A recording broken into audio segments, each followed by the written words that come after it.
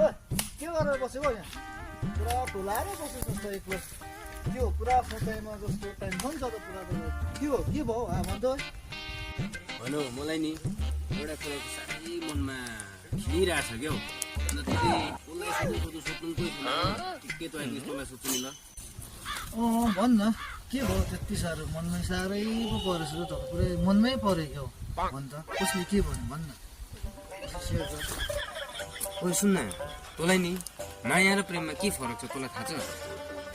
खै थाहा छैन मलाई भन्न तँलाई थाहा छ होला अलिक भन्न तँ त अलिक यस्तो कुरामा एक्सपर्ट छस् नि भन्न